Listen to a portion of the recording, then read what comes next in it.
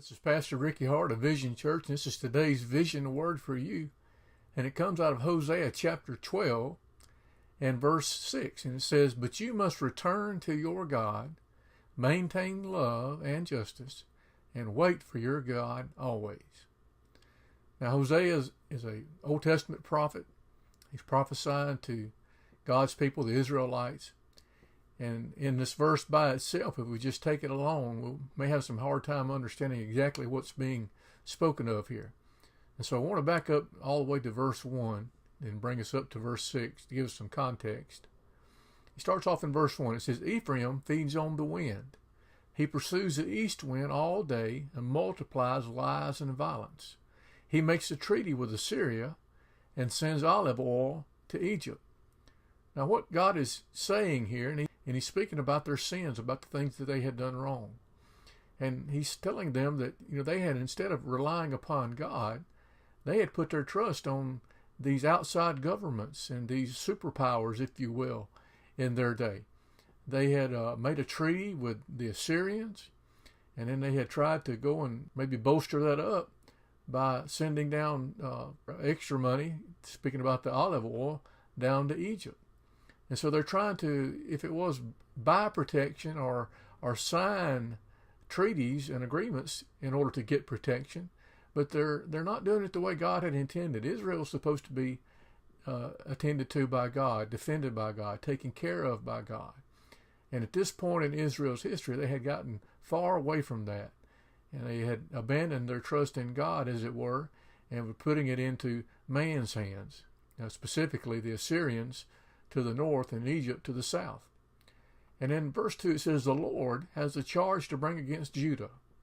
He will punish Jacob according to his ways and repay him according to his deeds." Israel was divided. There was the northern kingdom and the southern kingdom. And the southern kingdom was referred to as Judah. And God is going to make an allusion back to Jacob. And he's going to use an example in Jacob's life to draw an allusion to what Israel is doing in the present day, in the day in which Hosea is speaking. And he brings up Jacob. And if we know the story about Jacob, it kind of brings us back to a remembrance of it. Remember, Jacob had a brother named Esau, and these were fraternal twins.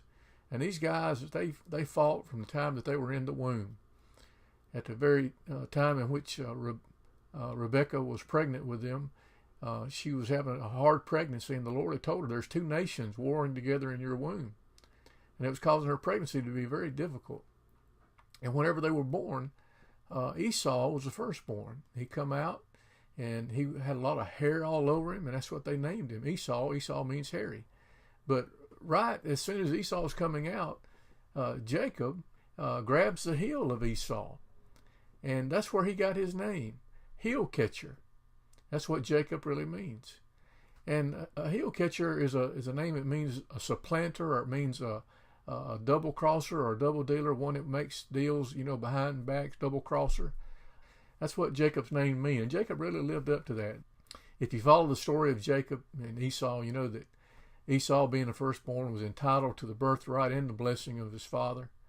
And Jacob done everything that he could to get those from him. He was able to purchase the birthright from his brother in exchange for a bowl of soup with the help of his mother, with animal skins on his arm, and tricked his father into giving him the blessing. And whenever Esau found out about it, he was so mad at Jacob he wanted to kill him. And so Jacob had to flee. He had to run away, and his mother sent him to be with her brother up in his land. And it was up there where Jacob fell in love. He found Rachel. And with his uncle Laban, he decided, or he made an agreement with his uncle Laban, that he would work 7 years in order to be able to marry Rachel. He worked those 7 years, and whenever they had the wedding ceremony, the bride, of course, was veiled. And the next morning, he woke up and he found out that he had not married Rachel, but Laban had done the old switcheroo on him and given him Leah.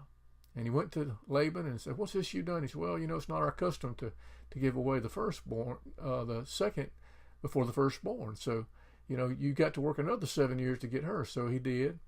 And then he continued to work on after that, made some agreements with Laban, for the for the animals that he was taking care of. And it wasn't long that the blessing of God on Jacob's life, began to cause some problems in the house. Jacob realized, hey, Laban's getting jealous of me. These others that are around here, they're getting jealous of me. It's time for me to leave. And so he finally decides it's time to go. So he takes his 2 wives and all the material gains and things, leaves.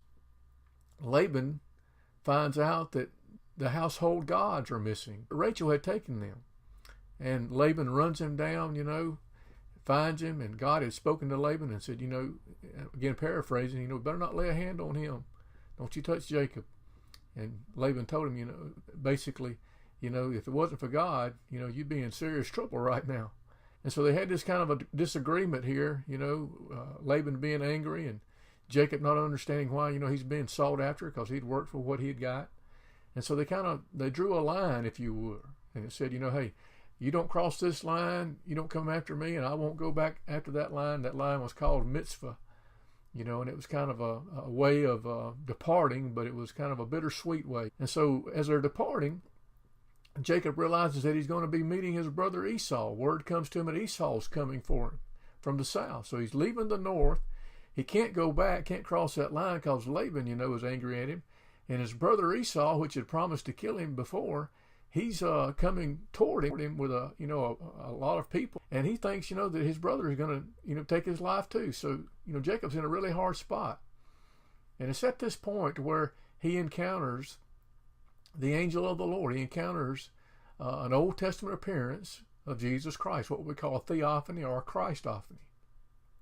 And it's there where it says that he wrestled with God all night.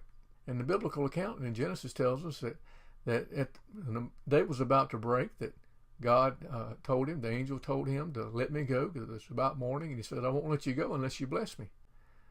And so the angel of the Lord touched him in the thigh socket, caused his muscles probably to swivel up, draw up, and basically crippled Jacob.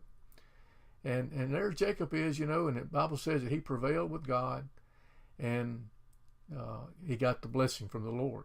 But Hosea gives us some additional commentary on what took place there. And that's why this passage here, one of the reasons why it's so valuable is we get additional information about it. Let's listen to what it says. In the womb, he grasped his brother's heel. As a man, he struggled with God. That's what we're talking about there, wrestling with the angel of the Lord. He struggled with the angel and overcame him. But then listen to what he says. He wept and begged for his favor. He found him at Bethel and talked with him there. Now, what additional information that we get from Hosea is that he wept and begged for his favor. You see, whenever the Lord touched the socket of Jacob, it took away his strength. And if you can imagine the picture of Jacob now, who has been a person who has been cunning, he has been resourceful, he's always been a person who's able to overcome, it seems like, anything in his own strength that to come his way, dealing with the fact that he was a younger, but he was able to get the blessing and the birthright, able to leave his brother and his brother not take his life, able to go up to his uncle Laban, and get the wife that he wanted, plus the blessings, that he was able to get with all the animal livestock and things like that. Here's a man that was able to do all these things on his own power, on his own strength, just because of his own abilities to do that. Sometimes we're like that. We can do a lot of things that can bring us success in our own strength and our own power, and we're able to be a self-made person.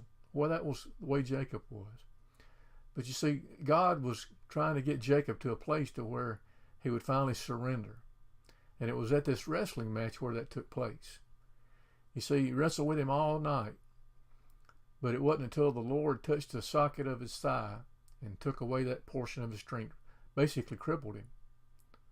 And when he took that power away from him, if you can get the picture of him, there he's still hanging on to the Lord. He's in pain, he's hurting, he's crippled, he's lost his strength. But I have a mental picture in my mind of him hanging on to the Lord. Lord, I'm not going to let you go. And he's crying out in pain. He's crying out to the Lord. Lord, please bless me. Lord, please don't leave unless you give me that blessing. I'm just going to hang here, Lord. Just help me, Lord. I can't do it. I'm helpless. I'm powerless. And hopefully that's the picture that we're able to see, because that's what Hosea is trying to let us know. He's trying to let us know that it was not in Jacob's own strength that he prevailed with God, but it was in Jacob's weakness, in which he cried out to the Lord, and the Lord answered that cry. And the Lord was able to give him that blessing, but it come through his wrestling match with the Lord, in which he, Jacob, was defeated. You see, many times our greatest victory comes at the time of our most devastating defeat. Whenever we finally come to the end of ourselves, come to the end of our scheming, come to the end of our doing, our end of our plots and plans, we finally surrender to God, much like Jacob. Lord, I can't do it. Lord, I give up. You won. I surrender. And whenever Jacob got to that point, then God was able to do something miraculous in Jacob's life. And he asked him, what is your name? And he said, my name is Jacob, meaning heel catcher, supplanter, trickster, deceiver, double dealer. And the Lord told him, no longer will you be named Jacob, but you now will be named Israel, which means governed by God. And you see, it took that defeat, it took that wrestling match to where Jacob lost his strength, finally surrendered to God. And now he was a changed man. And I like to point out here that Jacob, after that time, he never walked the same again. I can imagine Jacob coming back that morning, crossing over that brook, and Leah and Rachel seeing him. What happened to you, Jacob? And he see him straightening up, trying to act like he's not hurt. Don't call me Jacob. I'm not Jacob anymore. I'm Israel. I'm different. I'm a changed man. There's been a difference made in my life today. And God can make that same kind of difference in our life as well. You may be going through a time in your life where you feel like, you're going through your greatest defeat. Maybe you feel like at your point, like with Jacob, you can't take any more, you can't do any more. You're at the end of your rope. And many times I believe God will allow us to get to that same place in order that we will surrender and cry out to him, much like Jacob did. And it's important to see that in our surrender, in our defeat, we can have our greatest victory. Paul said, God's strength is made perfect in my weakness. When we cry out to God, God is willing to come and step in and rescue us and bring us from that place of total failure to a brand new beginning. Give us a brand new start. Give us a new name. The Bible tells us, if any man be in Christ, he is a new creation. Old things have passed away, and all things have become new. As I leave you today, just ask you this question: are you looking for some new things in life? Are you tired of the old things? Would you like for them to become new? God can give you that new start if you just cry out to him. I hope this message has given you some encouragement for your day.